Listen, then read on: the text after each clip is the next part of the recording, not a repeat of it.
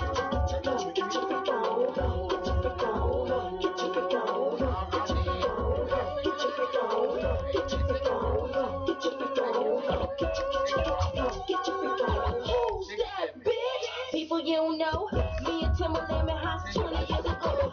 What the dealio? Know what the drillio? If you wanna battle me, then nigga, let me know. Got the feeling, son. Let me throw you some. People, here I come. That's what me when I'm done. We got the radio shook like we got it done.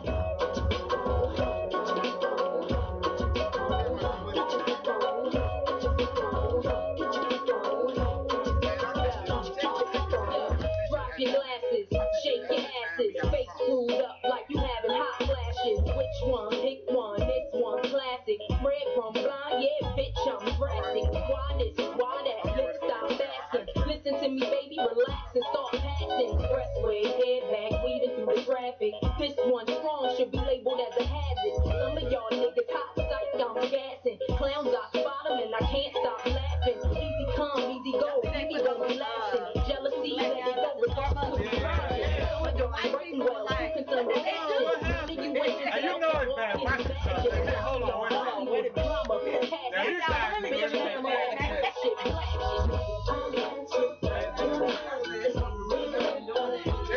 Hold on, wait a minute. They didn't do anything. That was the way I think it was going. They didn't do anything. Cornrows and manicured toes. Capri pants and parasuit clothes. I ride to Diddy and City with 1 or 2 throws. I'm dropping them out of high school straight into the pro. Who knows? I know. And I love it when you make your knees touch your elbows and bring it down low to the floor. There you go. Now throw it on me, show it. Every time I bust a rhyme, baby, give me some more. You say it like that when I hit it from behind, and I'll be right back. Yeah, that's my very next line. I use it time after time when I'm speaking my mind. It's no matter from shooting a game to a pigeon in time. I ask you who that is talking the shit about the text. Body fellas, cause they bitch got it. But ain't nobody else dropping shit like this. Should we apologize?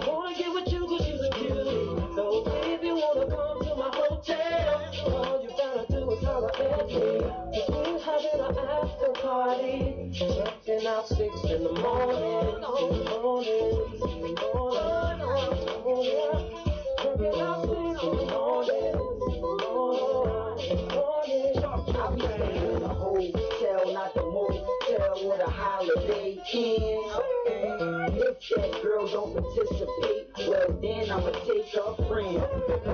My mommy is with it, then mommy can get it in. Mommy a rider, I'm a slide up inside a rhyme. I got a switch you can creep on through. I know you try and get your freak on too. I do it all for that. Yeah, I ball for that. Hit them off for that. Keep it fly for that. Keep my eye on that. Hot stuff on that. Pop bug for that. I got love for that. Girl, you wanna come into my hotel? Baby, I won't even bother. Gotta get what you got. Feel my love. If you wanna come to my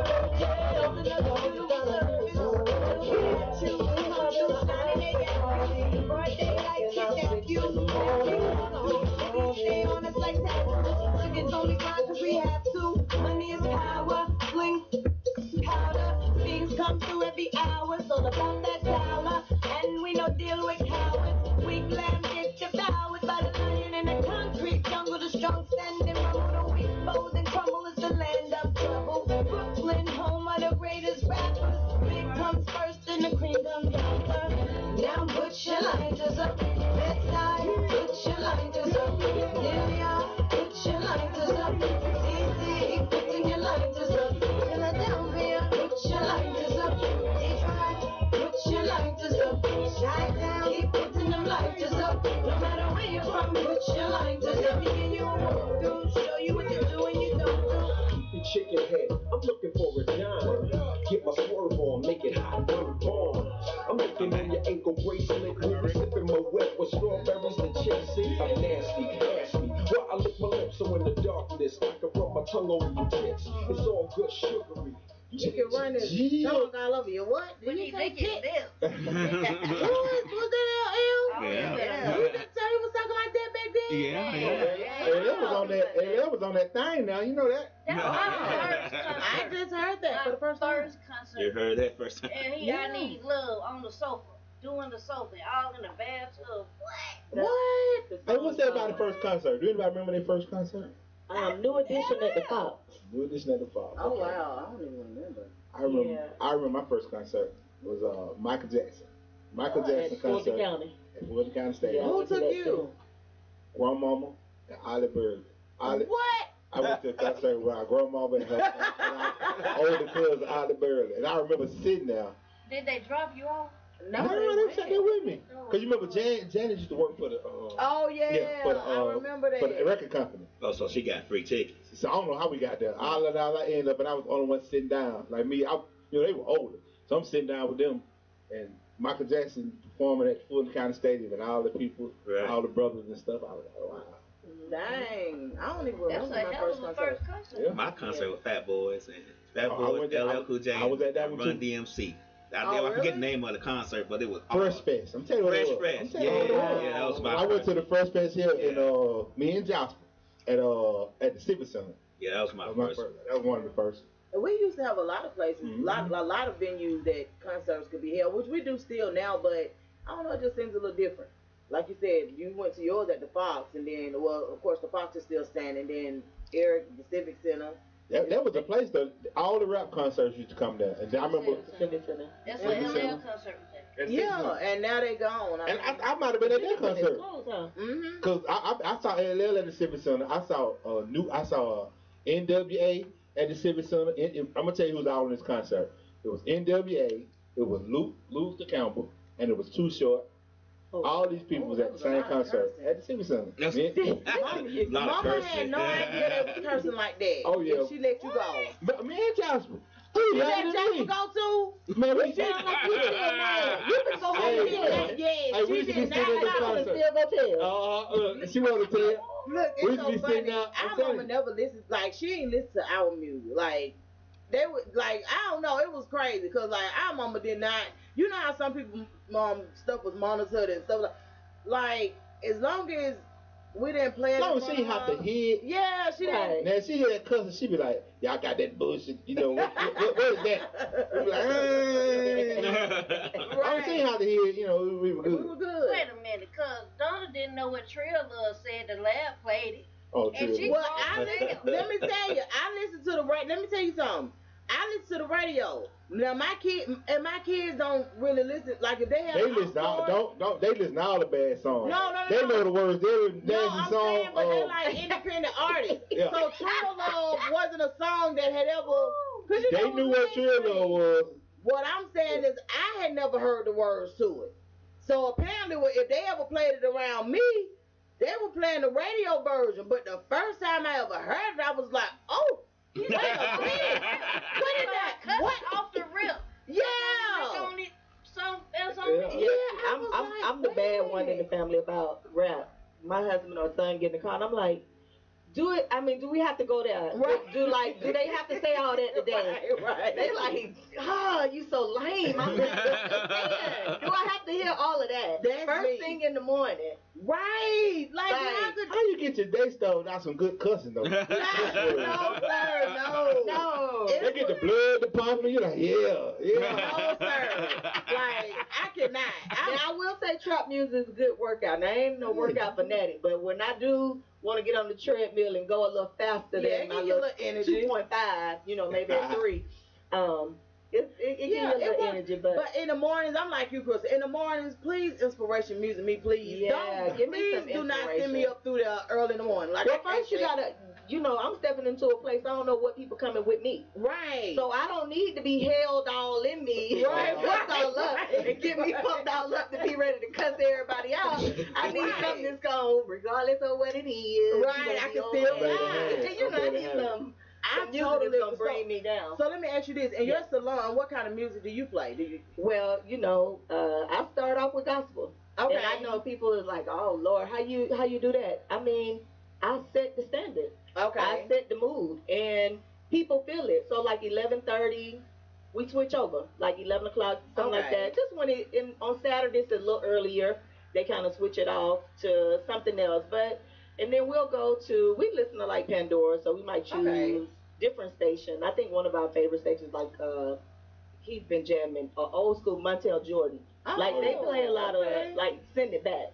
So when your clientele kind of forms like your same age from 35 to 55, that's like the groove. That's fine. So that makes sense. So let me ask you this: with you being an entrepreneur in the city of Atlanta, of course. How long have Gresham Giles been up and operating? Gresham Giles at 1465 on Chattahoochee Avenue has been there since July of 2013. So this July will make 5 years. Wow. Yeah. I remember when you even announced it on Facebook that it's been 5 years. It's been 5 years. So it's a wonderful feeling, but I am not renewing my lease at the end of the year. So I'm not. Yeah. Okay. So I think the ownership thing is overrated. Okay. It's truly overrated. It is great. Now don't get me wrong. It was great. It did a lot of things for me. Like it built my credit score to a level that I would have never been. Okay. It gave me credibility with one of the biggest commercial companies in Atlanta, Sealick. Y'all ever heard of it? Yeah. So the people who own it is Sealick, and they really are trying to get me to stay. They really are. I just don't want to. I want to go either rent a booth or get a suite, and I want to travel more like I've been doing. So I'm in the process of traveling. I'm in the process of actually writing a book also. Okay. And I've got another little thing that's up my sleeve that, it's just one of those things you don't put out. You don't tell everybody just shit. So when it come out, surprise them. Yeah. Well, you can tell us ain't nobody gonna know. I'm sure they not get this. I share. But yeah, so that's I'm excited. It's an emotional thing for me because Gresham Giles at 1465 was my baby. Like I birthed it. It was so funny. I wrote a post that people thought I was pregnant again. Right. Okay. People thought I was really like building it up, watching it. Like I built it from the ground up. There was nothing there, and was able to give my input on exactly what I wanted to be, where I wanted to be. So, I'm excited for you. And how long? So how long have you actually been doing hair? Almost 21 years. Really? Yeah, I didn't go to college out of school. I went straight to the military. I did the Army Reserve, and I came out and I went to Atlanta Tech. And I've been doing hair. Like, that's been my money. When it was nothing, that's all I know is that part of entrepreneurship. So, you know, I eat, sleep, and breathe this and believe in it. And I tell people it's just a mindset. It's a totally different mindset to be an entrepreneur because I didn't have any other jobs. Yeah, I worked at Six Flags in high school. I worked at R&B's and Miss Winters on South Cobb Drive. I worked there. I worked part-time at a little daycare. But my money making and my life has been, yes. And it's a lot less responsibilities, too, when you just get a booth or get a suite, than having to look out the whole shop and deal with everybody's different issues and all that. Exactly. And I think one of the things that I've noticed for the hair salon, and I'm not a big, huge social media person. I'm on there every now and then. I used to be on there a lot more some years ago, but if you don't have that big, huge presence and you're not making a whole bunch of hoopla on it, your salon is not like you get a big turnover. Like, people are not doing it, but these suites are killing it. Yes. Are killing the game because everybody wants to be their own boss. But the suites are giving you that feel, but without the responsibility. What's the difference? Like, explain to me the difference. Like, I know, like, a chair is you just in a chair and it's a big salon and a lot of people in there. Suites, you have like your own private system. Yeah. So, say for instance, a suite might be half of this room, and I can go in, I can paint it. I can put my own pictures on the wall. I can put my own shelf. I can do whatever I want to that particular suite. I have a key to it. I can go in and out when I feel like it, and I make my rules inside of a suite. I think it's a very good idea, and I'm gonna tell you why I think it is, because so many people now, because of social media and because of just expectations of other people, now when they're suffering from things like alopecia, things like, you know, just certain ailments that really, and sometimes there's at no fault of their own, they don't feel comfortable going into a big salon having to show everybody else. But with the suite, you make your own hours. You know, you pretty much say, okay, I want to be there by myself. So what day can I come that I can be there by myself? And it gives it a, you know, you have that more personable feeling with your... Yeah, it works. I think it works great if you have that established clientele. Okay. If so you have already, and not just that, if you are that established stylist that is still in the industry, taking classes, putting yourself out there amongst everybody, not just the YouTubers, like real knowledge in our industry, you could probably do good. Like, I will say, I could probably do good. I have a clientele. I have a clientele of like 20 years. Like, a lot of my clients remember when my son was 2 and 3. Really? Like, that's how long my clients are. So those are people that are consistently just going to be there, so I don't have to worry about them. But if you are new and you haven't built a clientele, being in a full service salon with other people, you kind of get to bounce off what they're doing. You get to see what someone else is. That's working with anything. Right. Like, if you work with anybody, say you work with a bunch of DJs, you can kind of see what somebody else is doing. You're like, oh, okay, I can do that right. Oh, just add that little bit right there. But if you in a closed box by yourself, you ain't working. You ain't bouncing nothing off of nobody. Right. Now that is true. Now you definitely, I could definitely see where you would need your own clientele and you would need that. Now for the salon, for Gresham Giles Salon, what is it that you all offer? We offer, I'm a healthy hairstylist. Right. So whether you have extensions, relaxers, natural, short or long, you know, I was one of those that was fighting against this natural versus relaxer. And I was just saying it was another thing that black people did to separate ourselves. Right. Like, I was so over, oh, you lost your identity because you got a relaxer. No, I'm more clean because I'm natural. And I'm like, but do you use soap and do you wear clothes? Right. So you're not natural. So, like, let it go. Like, it's not a big thing. Right. Like, you're not walking. You ain't wearing rocks on the You ain't walking around with leaves on. Like, stop playing. Stop. Like, why are we doing this to each other? It's my decision that I want a relaxer in this thick hair to lay down. I don't want it to, but I know who I am. Right. I know my mother's name is Jill. I know my daddy's name is Hiram. I know who I am. I know I went to Kaya Heights. Right. You can't judge people how they got their hair, man. But people do. I mean, you will not believe the backlash if you say anything about natural. Now let me say this about natural. Now I'm gonna give y'all some pointers on when my clients come in with all this and I'm gonna say it, and I know y'all probably, a lot of people probably gonna say something. This foolishness about natural hair, cleansing it. I had a girl tell me, well, you're not supposed to wash your hair but once a month as a natural. I said, how often do you bathe? Right. She was like, every day. I said, well, scalp is skin. So what you think your skin doing? Like, so it's just common sense. And then she was like, well, I do all this co-washing. I get it, to be able to comb your hair and put some condition on it. What's co-washing? Getting in the shower, putting on lotion. Yeah, like, literally. I ain't never heard that term. If I'm getting in the shower, I'm just going to go and use the soap and call it a day. Yeah, okay, so it's putting conditioner. Putting conditioner on top of dirty hair. Right. So they just say they wet the hair and they just put conditioner on it. Well, that's what it seems like. You get in the shower and I just put on the lotion. Right. Because I'm kind of done. But you didn't cleanse the hair. Right. So just trying to educate my naturalistas on, trimming your ends. Like, do that every 2 months. It's going to grow. Yeah, hair is going to grow. But what you fail to realize is that the reason that our hair grows but so much is because it is a coil. So every time it turns, there is a breaking point that it can happen. So if we're not combing it correctly, yeah, it will break. Caucasian hair is straight. That hair, there's not a coil. It's not a turning. It comes out the scalp straight. So it's not that it works against us. It can grow. Right. But it's just you have to take care of it and have the knowledge and not come up with this. And I tell people, when you're looking at these people on YouTube, they know how to do their hair. Right. Their hair. So there's so many people subscribe to YouTube University. Yeah. I mean, they'll do surge on somebody off a YouTube video. Yeah, they will. I ain't gonna lie. I'll look up. Everybody do that though. Yeah, and we all do it. I need to know how to take this edit out this car. Let me go on YouTube.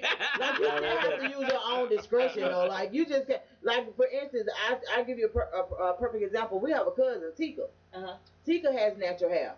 And she was trying to use, the YouTube stuff, and she was just like, you know what? I think I need to find out what works best for me. Now, she has beautiful hair now. She knows how to what it takes to maintain her hair. She knows what the products that she need to use for her hair. Yes, for her hair. But it took a minute, because at first she was like, okay, this don't look right. She would come out with different hairstyles. She'd be like, no, this not right. And now that she's been doing it for some years, it's like, okay, now I see what I have to do for my hair. Right. Like, you just have to still use your own discretion. Yeah, and it's as simple as a lot of times it's just cleansing the hair with them, with the naturalistas. Like, they do all this moisture. If you constantly put lotion on your arm and you never wash it off, your arm is going to turn white. Right. So they always say, it look dry.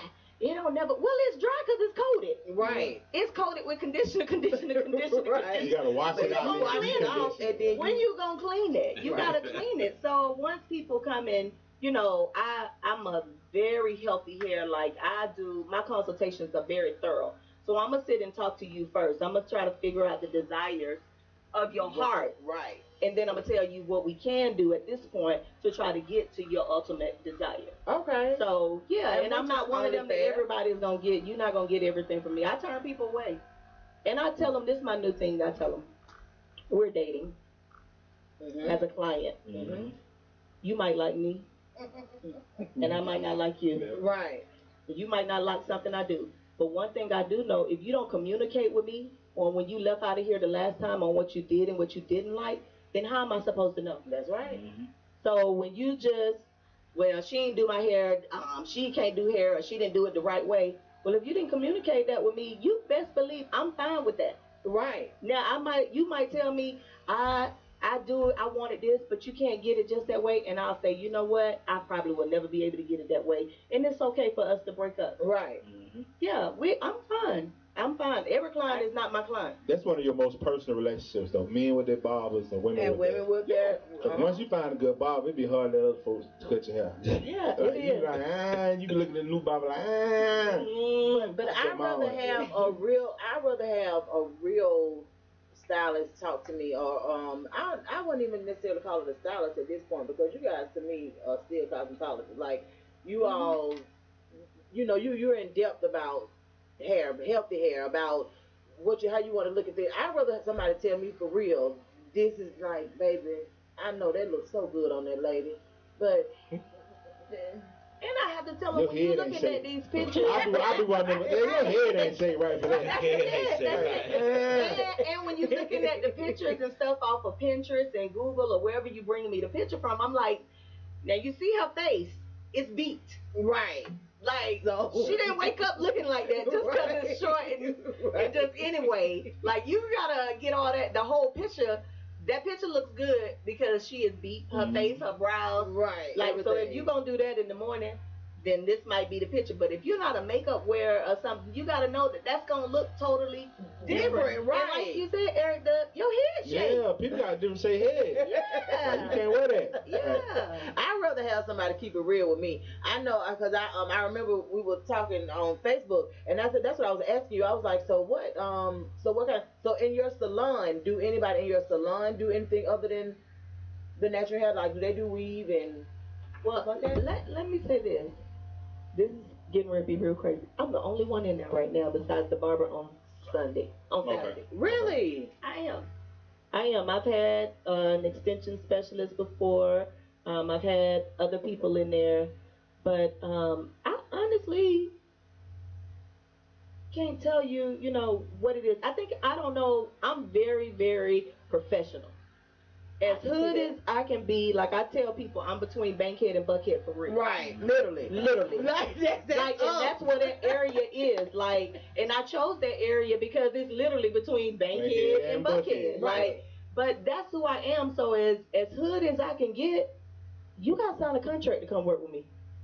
Oh, yeah. Oh, so they don't like to sign contracts. Yeah, but they'll go sign contracts at a suite with the white man. I ain't gonna say with the white man like that. But no, I'm just saying. But we can understand what you mean. Right, but they'll go sign a contract with them. Or when you tell people, there's rules and regulations and not 2 and 2, then it's like, or when they pay late and it's a fine, then we got an issue with it. Right. It's just all of that you have to deal with. And, some people don't like their shit being pulled out because that's what happens. So I'm actually good. Like, I started off in the salon by myself. So really? Yeah. So I'm pretty good right now. It's an emotional thing because I'm getting ready to let it go. Somebody's actually looking at the salon to purchase the whole salon. Oh, wow. Because it's a beautiful salon. And I was actually about to ask you about that because I came in to, what happened is how I actually got a chance to see when they were actually working on the salon. I don't know what me and Dewan was doing over there, but he was the one that told me, what we going to talk about? It was something that was going, because it was something that was going on. Yeah. And Dewan was like, that's where Crystal's, the door was open. I guess they were in there working, and he was like, that's where Crystal hair salon's going to be. And I was like, oh, for real? He was like, yeah, it was around the corner or something like that. And I was like, well, how in the world He was like, man, I keep up with my classmates, So he was like, man, look. So when we looked in, and I was like, oh, wow. And it was literally like in the middle, of them getting done. And I was like, dang, that's going to be real nice. Yeah, it is a very beautiful salon. I'm actually very, very proud. That's, if they say what are some of those proud moments, that would be one of my proudest moments. But well, somebody's looking at it now, but I'm gonna put it out there now. If you want to know somebody who want to come and take over a salon, the plumbing is done, the shampoo bowls are there, right? And come look at it and take over. I don't have no problem. Only thing I'm gonna tell you, like I'm telling these people, the people that own this building, it's not that. It's a different type of crowd. You can't come in there with foolishness. Right. Like, they don't feel like being up all night because you at 2 and 3 o'clock in the morning doing hair. Like, they want to go to sleep. So they keep asking me, you sure you going to bring up somebody good? Well, at this point, I don't care who comes there. I serve my time. But they're going to come take over and you're going to let me out my lease a little early. I bet them a little bit for you. But, it's a good area. Now, it's between Bankhead and Buckhead. So, Wright Street is up the street. So, we've had a lot of break-ins, and the cops have told us that those young guys come from Zone 1 area where they 12, 13, 14 come breaking your cars, and they can go back down, Hollywood Road real quick. So, but it's not something like, it's not where you got to just worry about walking. Well, I stay Exactly. Locked and loaded too. That's right. I say locked and loaded in Buckhead and Alpharetta and everywhere. John Kelly, you from a long list of we all toters. Right, no, seriously. And Crystal, that's the one thing that we always have to let people know that yes, we are real Westside, but when it comes to business, we are like we handle business. Yes. So please don't make that side of us come out because like it's there. So we try to just kind of not really suppress it, but we kind of want to use it at the at the best time, the right time. Yeah. The proper time. So we have to. It just has to be known. Like, please, like, and I can see as a business owner when it comes to industry, like doing hair and things of that nature. Everybody now wants this microwave type of situation. Yeah. They want it to be fast, quick, and hurry. And they don't really understand, just like for you, you're a veteran in this industry. You've been in the industry over 20 years. Yes. So what you invested in, what you put into this industry, at this point, you kind of can see it. Yeah. But they don't want to put any work into it. No, they don't want to do anything. They want you to do the work that comes steal it. Right. Yeah. They don't even respect the thing of like being an assistant anymore. Like, no, I was the best assistant in Buckhead. Like, now this is the great part. Like, my first salon that I worked in was in Buckhead. And it was the only black stylist in the salon. So I got the vision of something totally different. Right. So she had to tell me coming outside, she said, look, when you come in here, you make sure you got on these black pants. You don't have that little halter dress. I was like, I was 18, 17. I got a little cut off shirt. I'm trying to go do hair like everybody else with my weave ponytail. She like, wait. We gonna cut your hair. Gonna put a little highlight. I'm like, I don't want to dress like that. Like, but I realized what she was doing. Right. She was molding me for something else to be able to adapt from Bankhead to Buckhead. That's So right. literally, I was driving from Bankhead over in the Crescendo Valley to Buckhead on East Andrews. Okay, I know where you're talking So about. I'm like right there in the heart as a little 17, 18-year-old little girl going out there with all these. And one white lady said, excuse me, can you give me some coffee? I'm looking like, well, no. Wait a minute. And the girl who I worked for saw me and she came and grabbed me and she was like, I'm like, nah, I ain't up here for no massa. That's no way. I don't know nothing about that. She taught me how to serve everybody and be equal to all the clients, but also let them know in their own way, hey, excuse me, ma'am, would you like something to drink? Would you like for me to get you something? That's not my job, but guess what? I work in the salon and I can make you feel comfortable. So that's the other thing about working together. When you work in a salon or you go in a salon, having a team. So usually the salons that I've worked in, it's pretty much been team-based. So if your client's sitting over here and the other stylist has somebody and you're not doing nothing, help the girl shampoo. Right. Like assist the girl. Like you just don't sit there and be mad because she got the client. Right. You can just help her. But I'm gonna tell you something that I can see a big difference in. Now I don't go to the salon anymore, but at one time the salon was my life. I don't go to the salon anymore because it takes too much damn time. I ain't got that kind of time. You feel what I'm saying? So I got 3 daughters. I got to get all their hair fixed. It's rough. You know what I'm saying? So $200 hair. Like I've never been able to really do hair. So with my girls, they've always gone to the beauty salon. So like, just think about, I'll just say 50 times 3 every 2 weeks. Like this is me and my mom. This is what we put aside every 2 weeks because somebody got to do their hair. And of course, my mom could do hair when they were much smaller, but as time got older, she was like, hell no, we're going to send them somewhere, whatever. So for me, it was always really, really time consuming. But what I've noticed when I was much younger is, like you said, it was a team effort. When you went into the beauty salon, and maybe that's why it takes so much longer now, because when you went into the beauty salon, whoever did not have anybody, like you said, they were helping to wash hair. By the time you got into the chair, sometimes your hair almost about dry. Yeah. But at least you have started the process. Now, when you go to the beauty salon, it takes so long to even get started. It's like, man. Wait a minute. Now, you said back in the day. Let me tell you. It was faster. I don't know where you went, but no, not. I used to start at 6 a.m. to go to Mia. I don't know if Mia still doing that. And no shade, but Mia was good with them stacks. Yeah. But you go in at 8, and you didn't get out to 8. Well, no, that was because she was always overbooked. Right. Now she was always overbooked. People didn't help. Now that's why I stopped going to the salon and started trying to do my own hair. Yeah, but they always overbook themselves. Like everybody come on in at 8. Like everybody come in at 8. Just in case somebody don't show up. Just in case somebody didn't show up. Right, and see now it's like more organized. But what I'm saying is like let me see which like hair masters. I'll just say hair masters. Okay. Mm-hmm. When I used to go to hair masters, when we went in, like the one thing I could say that Gina always had, she was hardly ever overbooked.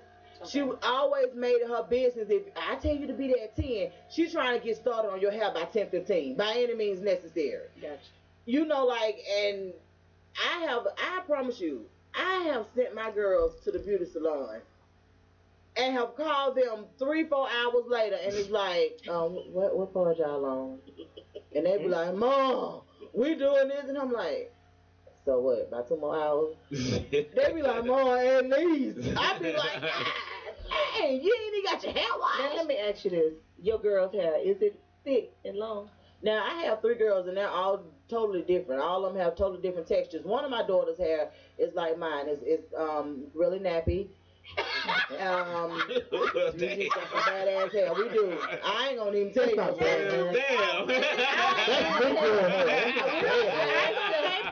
It's just overly curly. Yes, our hair. No, tightly coiled.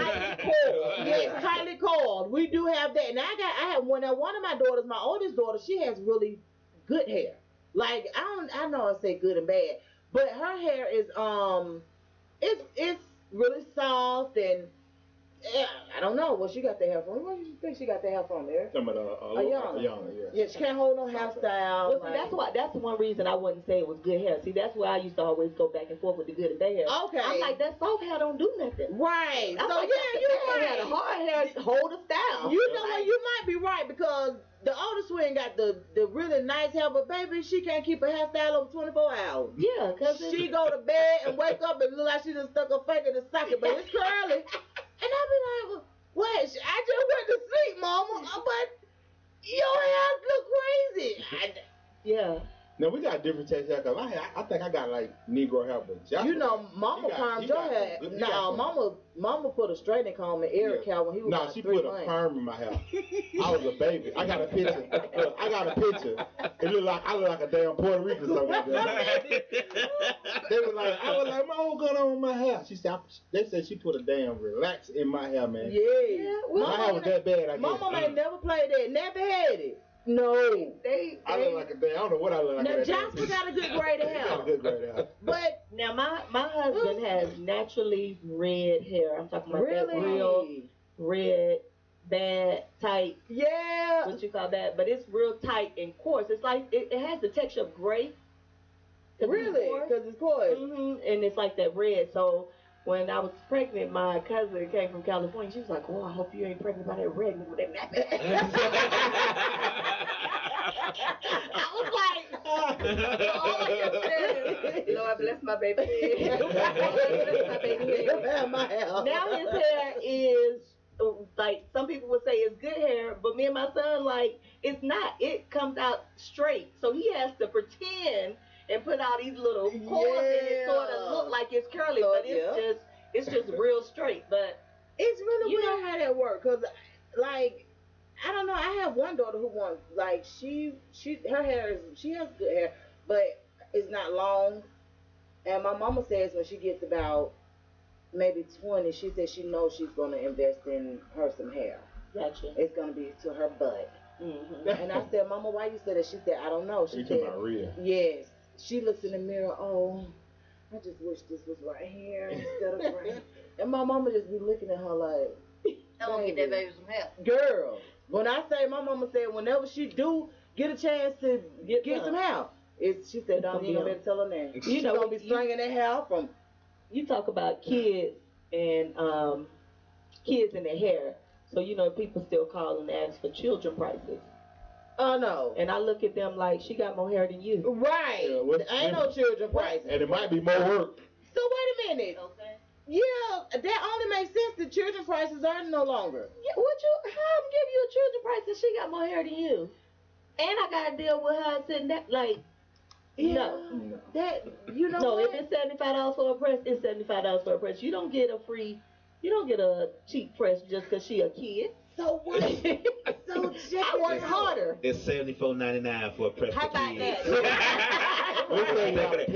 You do that Walmart. You do that Walmart thing. It's $74.95 for a press for kids and $75 for adults. What you think? So you know I really think that was a difference. Yeah, so it's $74 for kids, yo. What about the tipping? How do they tip now?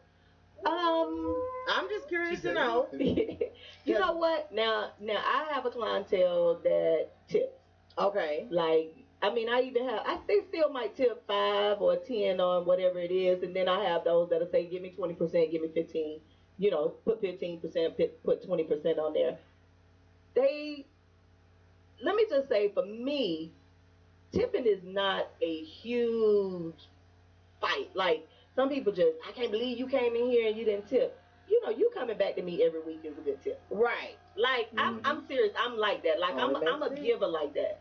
Now, don't get me wrong. Now, my tips add up very nice, and they got nice shoes. I put my tips up to the side. That's right. And it's a nice income to have the tips. But I'm not that stylist. Like, only reason I ask my clients and they know, are they going to tip? Because the credit card machine asks before I run the card.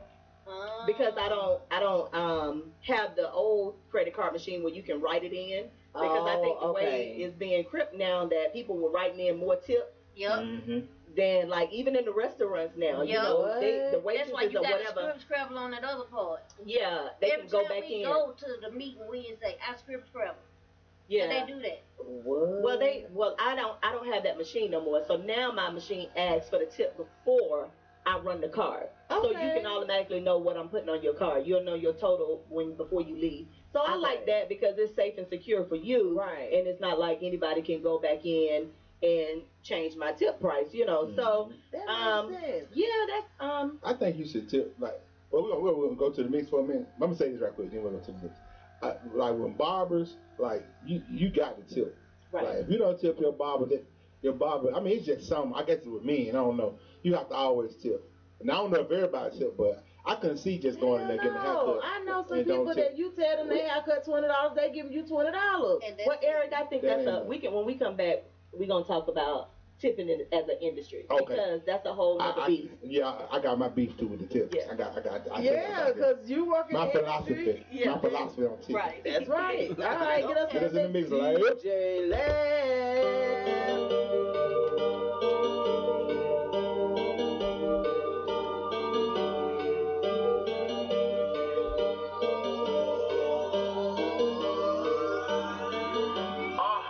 Trenches, we in jungles, we in Juno, we in Homer.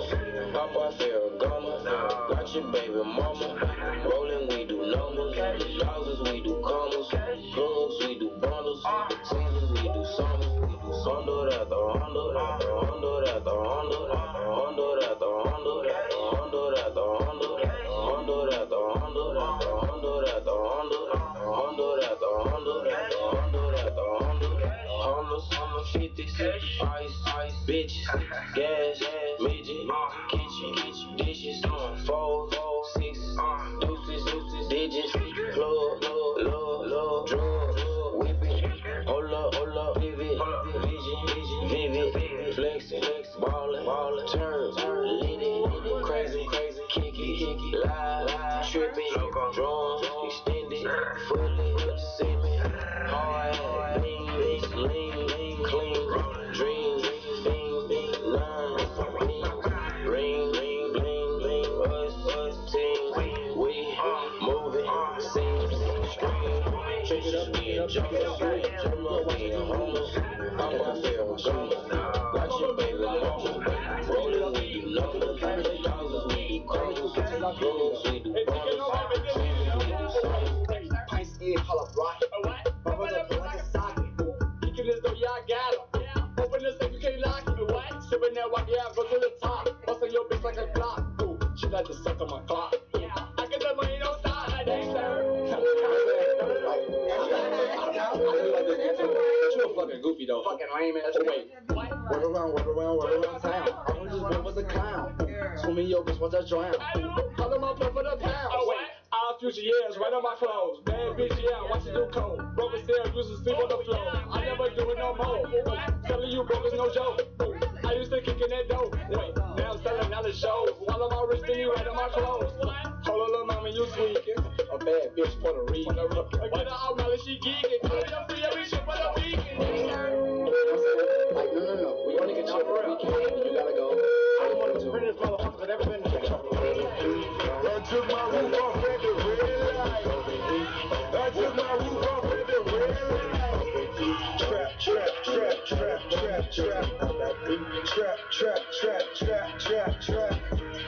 Brown bag legend cause it's all cash. Brown bag legend when it's all cash.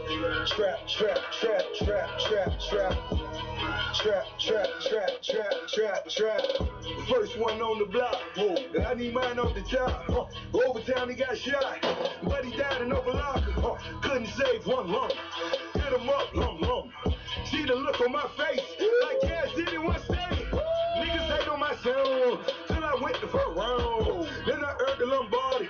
Ain't no fuck boys allowed. Only fucking shit exclusive. Her favorite rapper, Lil Boosie. To tell the truth, I didn't ask. When it come to bitches, I'm Gucci. I'm the wrong one to rob. In the jungle, I'm Nas. In the label, I'm Russ. In the trap, I'm Rick Ross. Double M Goldman Sachs. Just like Omar and Chloe. You came down for the packs. I sent you right back loaded. I took my roof off at the red light. I took my roof off at the red light. Trap. Brown bag legend cause it's all cash. Brown bag legend when it's all cash. Trap.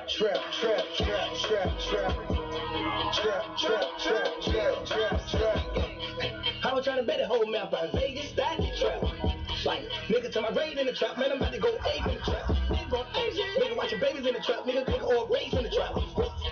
Young nigga stay in the trap, nigga, run baby in the trap. Somebody get this shit movie, yeah. Answer the door with the woolly, yeah. Racing on water, I need me a boat. I'm about to get this shit cruising, yeah. Stand at the stove till you woozy. Let's make a movie, yeah. Move. Bitch, I'm richer than Tom Cruise, yeah. So many different mans on me. So many different fuck around, call the fed on me. Boom, your head on me. West, Draco got a lot of lead on me. You dead? Heal. I took my roof off at the red light. I took my roof off at the red light.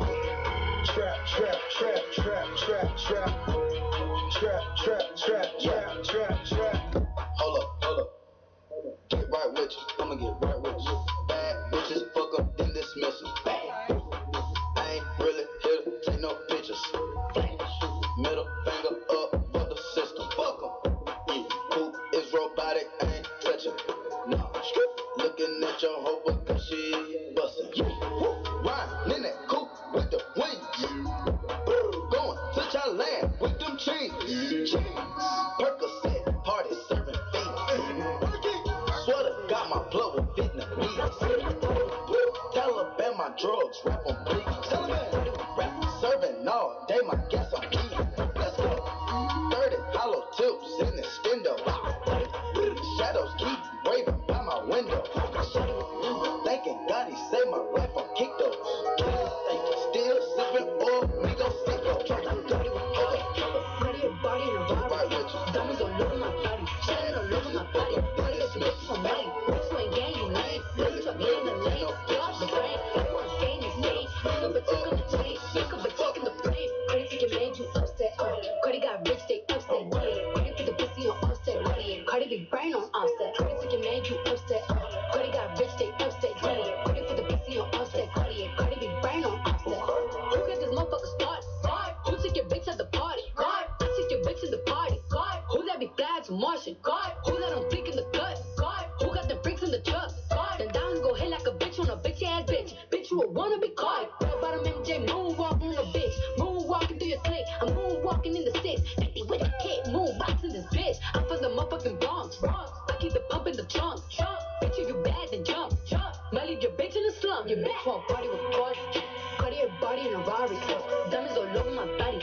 all over my body. Cardi got your bitch from Molly. Bitch, you ain't gang, you lame. Send truck laying the lane. Dog the brain. I want insane. Keep a check on the chain. Pick up a check in the plane. Cardi take it in, you offset. Cardi got bitch, they offset. I put the pussy on offset.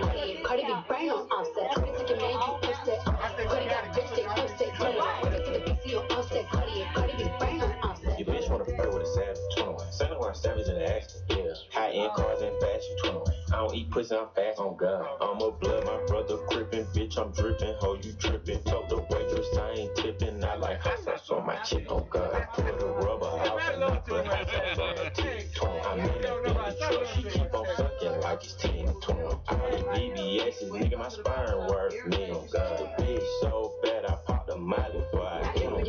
Back in the days, we had a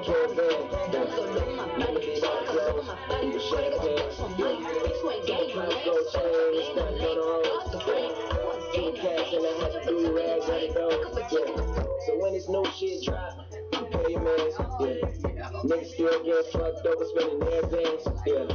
He need food, but he got 3 coops, They gon' repossess it when the label gotta recoup, yeah. But if they wanna sign the boy, tell him put the contract high. My buzz getting big, nigga, you could get a contact high. We in my C's. The season of Mikey shit gon' be a breeze. Dropped out of college, it never mattered. The flow still 100 degrees. Probably wrote your favorite song. Probably had your favorite chick. She in my room wearing thongs. You busy liking the pics. Hairstyle so 90s. I should do the running man. Niggas sneak this, see me out in public. Oh, Mikey, I'm a fan. From the bottom still. Got the upper hand. Yeah. Still poppin'. Rubber band. Feel the breeze. 10 toes down in the sand. Yeah. I'm 2G, yeah, with a dapper band, from the bottom still, got the upper hand, yeah, still poppin', rubber band, feel the breeze, 10 toes down in the sand,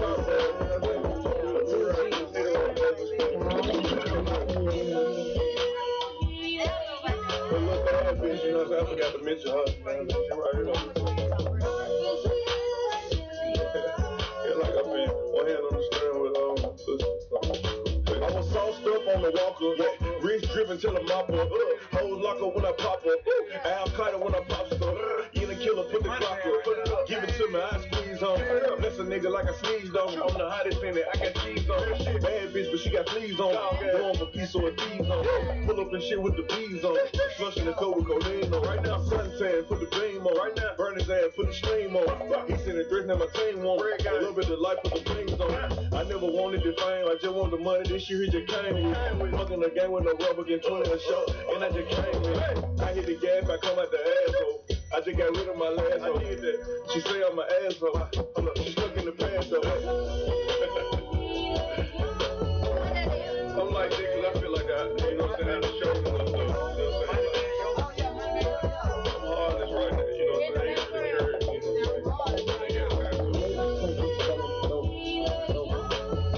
Jam and shit right now.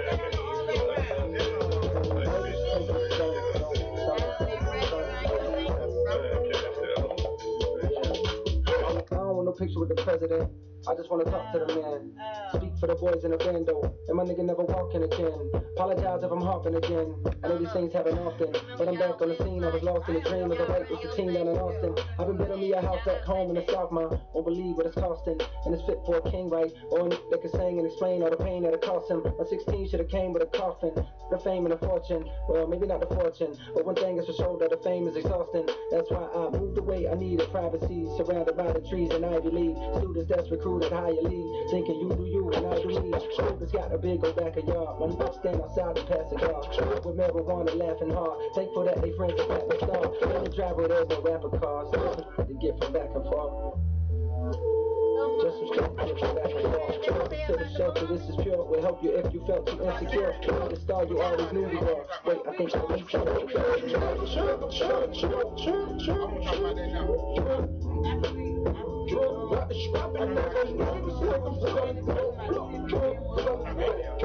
Y'all been listening to podcast so long.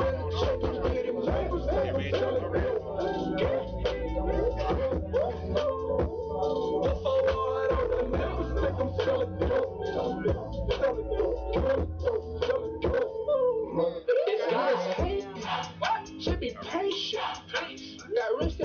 They like here. Man, they ain't doing that about that rap around your finger. Yeah, who was that on there with Moneybag Yo? That's Steve. Oh yeah, Sneak. Okay. Oh, for real? Yeah. I didn't know Rap that. around your finger. That's why I said y'all don't remember that. Yeah, I remember that. I remember that, but I don't. I just did a special on him too. Him and Shaggy got an album out. Yeah. Oh, really? Yeah. Right now, today. Oh, wow. Before we get started, man, I just want to plug us, man. Of course, you know, Westside Misfits is us when we're on every Sunday from 3 to 5. Yes. Westside Misfits has expanded, and we do have our own radio station now, internet radio station. Yes, we do. Our station is Misfits Radio, and we're on Live 365. You can hear us 24/7. We'll continue to bring Westside Misfits show, but we just want to welcome you guys to the Misfits Radio station in case you wanted to, you know, just kind of run it. It's 24/7. Download Live 365, search for Misfits Radio, and there we are. And I also wanted to talk about the Misfits Media Group. Westside Misfits, you know, we've branched out into being an actual media group, meaning that we can offer way more services and we're connected to a whole lot of more people. And we're in a position to be a platform for you if you want to advertise, if you want to have your music heard. Whatever it is that you want to do, we're now in a position to help you do that. And it's through us by ourselves. And we have a new website that we just launched. Yeah. Yep, and it is misfitsmediagroup.net. When you get a chance, man, go to it. We were really excited yesterday when it was actually put out there that it had launched, and of course we're gonna do a couple of things. We're gonna get it right. We're gonna change it. We're gonna fix it up a little bit, but it's there now. You can contact us through that. Oh, of course, you can always contact us. And let me tell you something. What a lot of people don't understand is with our radio station, your spins count. Yep. You know, we're licensed with BMI. They're being calculated with BMI, CSAC, ASCAP, Sound Exchange. They all count. And we're actually connected with 15 to 20 outlets. And Lab can kind of go over those with you just to let you know when you're playing your music with us, you're not just playing it on our internet station. You're not just playing it on our lives. You're not just playing it on you. How many other places are we, Lab? Can you kind of just go over that? We got 15. That we have now, and we have 25 others that are waiting on them to tell us that we on there. But just a quick list of them. There's we are on Live 365, of course. Tune in, Radio Garden, Streamer, Stream Meter, StreamNet, Durable, Streamer.net, and LiveRadio.eu. IE. But I think LiveRadio.ie is in Ireland. StreamerNet is in the UK, and then Durable is in Switzerland. So those are just overseas locations where we are broadcast live. We worldwide, baby. Yeah, just pretty much international. You know, the thing about it is, and that the reason why it would be counted. Of course. And our numbers are actually posted on our Westside Misfits as well as our Misfits radio station page. And the reason why we do that is because when we first started out in this industry of trying to do radio, not really knowing what our numbers are, that was something that kind of bothered us. We didn't know how many people were listening to us. We didn't know how many people we were actually being able to reach out and touch. We loved the support, but we didn't know. So with us now, but people like to see that too, though. ADRs like to see that too. You know, they want to know what, and advertisers like to see that. They want to know who listening before I advertise with you. Who listening? You know, so we try to put that out there so people can. You know, everybody say, "Oh, trust me, we have this as well." No, don't trust us. Go ahead and look at them numbers. That's right. And see if that's what you want to do. You know. That's right. And I love it, man. We're actually growing. We're gonna continue to grow, of course. But I'm just really excited about our future. The one thing about it, the one thing that connects all of us is our love for music. Our love to be able to help people, even if we don't really know that we're helping them. You know, just being able to reach out and say, "Look, come on our show. Come on here and talk with us." We call it pretty much sitting on the couch with us because that's what we're doing. We're chilling now. It's not a whole lot of stress. We want to hear what you have to say. We want to hear some of the things that may concern you, or just some things that you just want to kind of get off your chest. And that's what we're here for. We want the music to be playing. We want a really positive atmosphere. That's what we were looking for. And I mean, we're pretty much You know, any artist, it don't matter what kind of music you play. You can play the kazoo. If you feel your kazoo is the baddest kazoo, come on up here and talk to us about it. Right. We want the kazoo playing too, you know. So it's about it. We're just trying to make sure that we can help all indie artists, no matter what they are, and all artists. I mean, painters, singers, rappers, poets, anybody. If you just feel like you want to get that out there, come on up. We got a platform for you, baby. Yeah, like anybody. And there's no time frame on our interviews. We go over when we want to. Why? Because we on the radio station. That's right. Like that's here. Like we can have as many people with we want to. That's right. It's not limited to anything. And I always want to just kind of tell people that you're always welcome. Like when you in the industry like music, it's saturated. Yeah. It's a lot of people doing what you want to do. But when you find a way to stand out. when you find a way to stand out and you find a way, even through interviews, a lot of times some people ask the same questions. Westside Misfits do not. We want to get to the bottom of what brought you here. Like what made you think that you could be doing this and not the next person. Like we really want to know those things because it's important. One thing about social media, it has taught me that people want to be in your business. Yeah. If you, they want to be in your business. So if you're an entrepreneur, if you are an artist, like a poet, comedian, whatever, people want to know what drove you to have the idea that you can make it in that particular industry. And when you tell them, it gives inspiration to somebody else who may be in your same situation. So with that being said, we welcome everybody, man. Come down, sit down with us. Let's talk. Let's chat. Let's see what's going on. Let's see what, exactly what's popping. We with it. Yeah. That's why we say on the couch, because it's a more intimate portrait of you as an artist. You know, come sit on the couch, talk to you. You ain't got to be all stiff. That's right. Yeah, very welcoming. Yeah. And congratulations. Thank you, dog. It's been a long time coming, man. I remember when Giles first brought the idea to me about blogging. And I was like, boy, I don't even watch reality TV. I was like, I don't think I do good at that. And he was like, well, he said, I think you could do it, but you just got to do it different. And he was like, Donna, people listen to you. He said, you can do it. He said, you ain't talking crazy. He said, a lot of that you say about relationships and stuff like that, women don't really want to hear it, but they're paying attention. That's true. So that's when I started going to Facebook. And I started putting up questions, just getting a little feedback from different people. And I was like, man, and after maybe about a year, I was like, I went to my brother, and I said, I think we can do it. I think it's about time now because people started participating. Right. I didn't know nothing about social media. Big used to be always talk about, man, shoot, I'm on Facebook. And I'm like, girl, I ain't with that. I got a whole family, like, I ain't got time for that. And then it was so crazy when my kids started getting into it. I was like, oh, I got to get into that. I need to see what they do. Yeah, I got to see what's going on. So everything kind of came together, but we appreciate all the support that we get from everybody, even if it's not from social media. Just getting out there, just hustling, meeting new people, going to these networking ventures, doing all this stuff, man. We appreciate each and every one of you. Go look at our numbers, man. Go to Misfits Radio Station on IG. And look at our numbers, and it's very impressive because this all started a month ago with the radio station itself. And the numbers was... A month and 6 days. I was just about to say, maybe about 5. Okay, so 5 weeks ago. Yeah. This is the thing. The first set of numbers is showing you basically how many people stayed on your station for more than an hour. Yeah, and then they show the ISO, so it's real people because they show what services they use as far as internet service. So I think that's very impressive for people to actually come to your radio station and listen for over an hour. Yeah. Do you seriously because a lot of times it's like, man, a lot of people sleep on internet radio stations.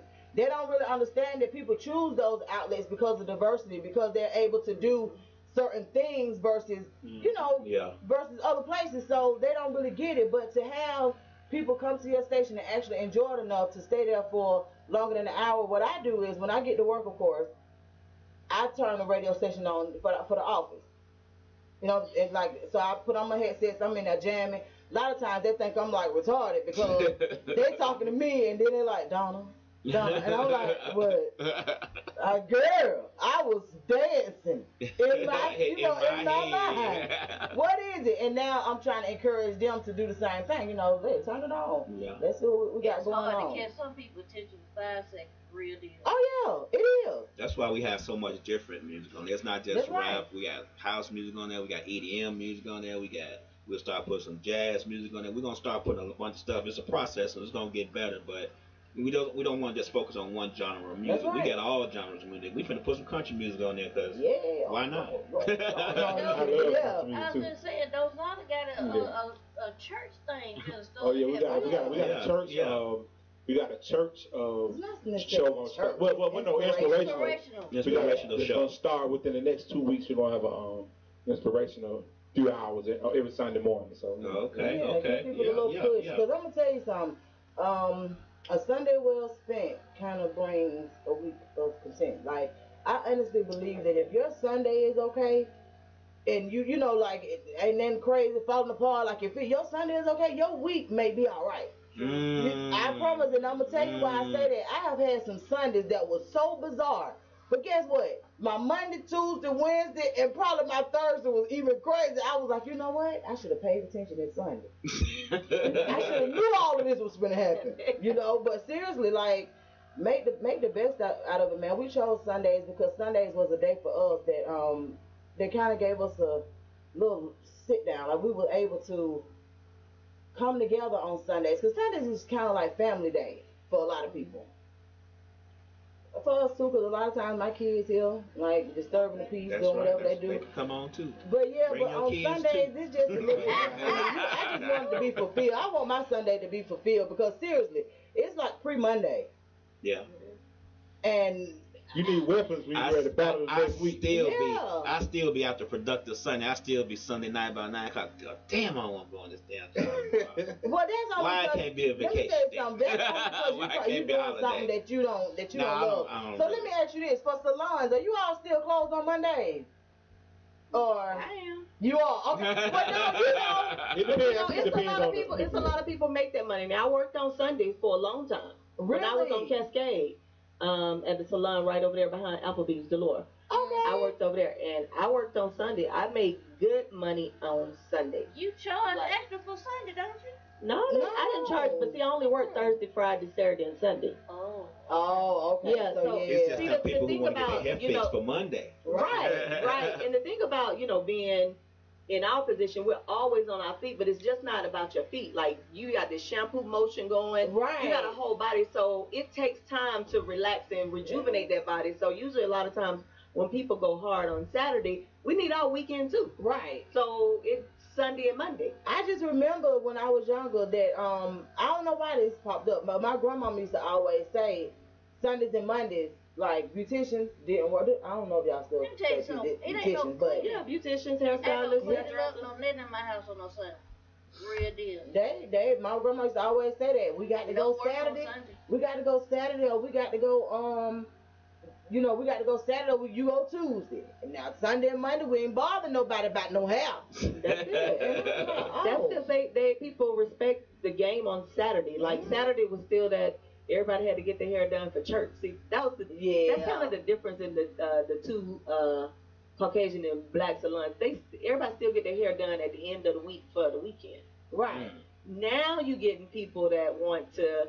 It's changing over a little bit. So people are working on Mondays because you got the corporate woman that wants to have her hair done for the week. She likes her job. She likes how she looks.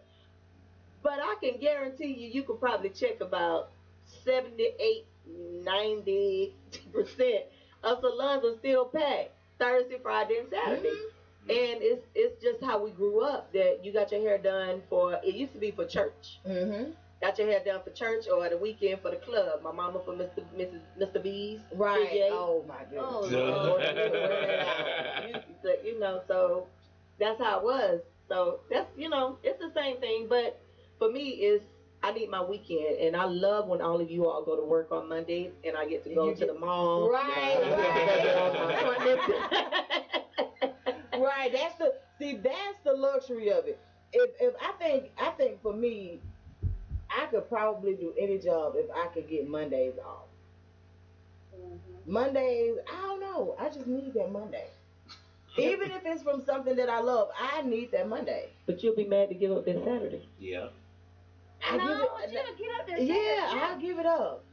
I'll give it up. You'll give up Oh Saturday. yeah. Like the good thing about Saturdays for me, most times I even work on Saturdays anyway. That's kind of like the day that I get a little overtime or whatever. But Saturdays, I'm just thinking like there ain't nothing really going on. My mama, she'll find a funeral, but I can ask Eric to take her to that. You know. Is your mama my mama? Yeah, behind it. Can't they find some funerals? My mama started working for a funeral home, and it's a running joke that she used to love funerals. And I'm like, now I don't want to say the funeral home name, but she works for a funeral home and she drives for. And everybody's like, "Oh, you doing what you been loving?" Right, what you been passionate about for years. She loves a good funeral. And she used to say, "Christy, you gonna be mad if somebody don't come to your funeral." And I'm like, Jill, I don't care if they don't come to my funeral. I know. How would I know? But no, seriously, I don't know. It's something about that generation. I promise. I just be like, Mama, really. Like when I remember getting drafted, going to a funeral with my mama one time, and I was in that funeral, and I said, you know what? I don't mind paying these respects, but I bet she will never get me like this no more. She just there, she's there, and she's sitting there so pretty, and everybody. I was like, but Mom. And then you be like, who is this? Right, yeah. That's my name. Now, how do this you your know uncle, these cousin, nephew, sister-in-law, niece. How do you know these people? That's what I'm thinking. I'm like, I ain't never even seen. I'm looking at the program. Hey, I'm telling you, it's a whole, like our generation thinks so different. Like even with having a wedding. Mama, you need to invite Mama, I don't talk to them people. Right. I have not seen them people since I was a little girl. Right. Who is them people? She's like, you need to add. I'm like, they calls. That's a plate to feed. I don't know them. The lady told me that I supposed to, if I ain't talked to these people in 6 months, that I don't invite them to my wedding. Like, I believe that. That makes sense. Who need to know who's in your presence. There's way too many ways to keep in touch with people now. Yeah. Like, I'm just sorry. Right. You know what? This kind of crazy, but you know somebody stole the carrot from Willie Walker's up the street. Oh yeah, I told y'all that. Last week we talked about this. I told y'all that. I Why they put it on social media though? But I put it on Where Facebook. was they gonna go with that? I was like, It'll take pop it up on another funeral home. They're gonna paint it and everything. I will tell you that it's nice. Yeah, because I want one. Here you go. No, I'm just saying. I mean, I ain't gonna jump on funerals, but I'm just saying, like, I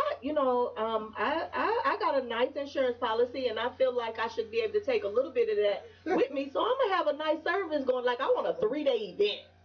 Really? Like a party. Yes, girl. I want one of them good. What was that? Oh, you remember the funeral show? Where you like standing up and then they switch you around? Yeah. Girl, everybody thinks so you want to show Willie Walker.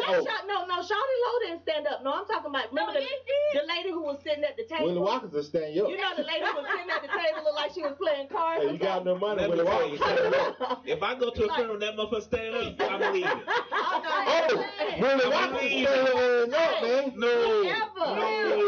Whoever needs to stand up. I'm leaving. They stood Shawty Low up at the club, remember? They took they go to buy the club. Body over there. No, but I'm talking about literally like I want to be standing in the salon, like look at everybody looking at me. But people who know me, I gotta share this again because people doing hair. Well, I don't really want to do hair. I want the little red rope around me so you can't knock me over. Right. She got a mannequin right there. Like she doing hair. Because that's what she loved to do, right? So the other thing, one of my other side jobs is I do hair at a funeral home. Okay. So I'm used to being around the deceased. Like those are my favorite clients. Those are like they don't say nothing. No complaint. They don't complain. The only complaints you get is when the family bring this old red picture that grandmama used to look like, and grandmama ain't got that much hair, and they want the same result. That's the only issue you usually have. But I'm like, I'm watching these people, and I'm like, dang, everybody just pose the same. I want to be in like the casket, like this, like when you come up, I want people to be like, now that's. I got one question. That's a friend. I got one question. What? Do you put weave on dead people? Yeah, people weave. Wow. Yeah. A weave. I know it's probably a wig, but weave. Weave, yeah. Wow. Yeah. Well, it was a post on Instagram. Well, I'm gonna give me a hair unit. They doing them hair units for me. I'm gonna give me one of them hair units. Hey, Hey, while you joking, let me tell you something. Let me tell you something. Look at that. That's something serious because a lot of men go into depression too because of their hair loss. Hey, I seen the dude doing these units. I know he getting paid. Yeah, it's one of my homeboys. He has learned how to do them, and he is making good. It really makes a difference. So, as a hairstylist, we know that it's not just about, you know, just you looking good, but it starts with the inside coming out. Good. And when you look at these guys and they are transformed, and now the women are talking to them because they have some hair. Well, everybody don't look good bald. They don't even become faithful till their damn hairline start receding. But no, I take that back. My husband was balding early, like in his 20s. We got married when we were 30. When I was 30, and he had a bald. Like I was like, you know, we gonna shave that. Like just wear a bald head. And he was like trying to hold on. And Right. He had to know you was all right with it though. He really wanted to go by. He just said, "Baby, I just want to know, are you all right with it?" Right. No, I was a barber, so he was my model when I was in barber school. Okay. So that's how long we've been together. Okay. So, when we was in barber school, I was learning a little fade. I tip faded out and fade out the back. But after a while, that middle started the middle top started right there. going. It's funny. You see how I wear his head all the time. He gonna kill me, but we weren't dating at one point, and he was with somebody. I don't know who it was, but anyway, he told me he had these twists. He said everything around here was real good, but the top was kind of thin. I said she ain't like you. Right. She did. Why you say that? I said, because ain't no way she let you walk around with thick twists. Right. With a George Jefferson in top. No. She ain't like you. No. She was down for something else. Felipe. He said they ain't standing you up. Let me tell you.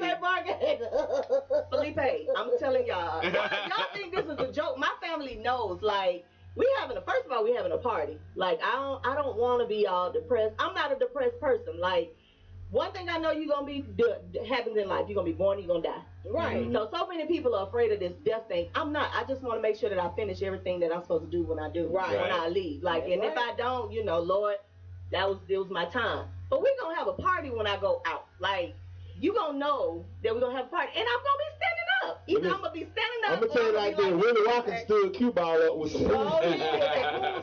How about that? However you need to stand me up. But you need, and that cart thing today, they stole. Yeah, I'm thinking we're going to ride past Kaya Heights, but it's not there. So we just ride past the hill, go past you still can see the hill. You still can see the hill. You still see the hill from Kaya Heights. So we're going to ride past Doug. That's what they do. You know what I'm saying?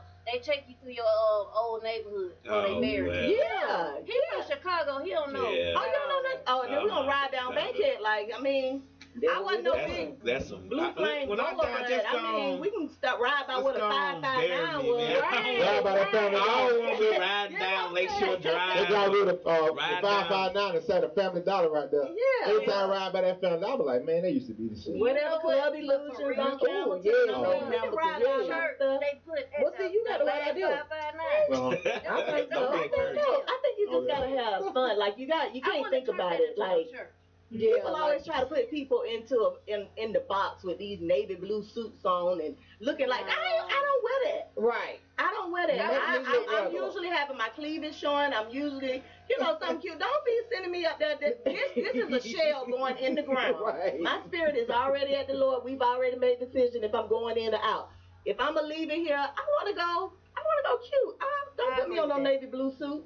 All up in my collar. That do not look like me. Well, let me tell you. And that's the thing. That's what people gonna say when they walk by. Oh Lord, who put that on her? That's what I don't want. I want people to walk by and be like, now that's Crystal. I'm gonna tell you the funny thing. People come from the film, they be like, how was the film? They say, he look just like himself. Right. You be like, oh, okay. Let me tell you something. People rate funerals now. I had somebody to call me one time and said, was it a good one?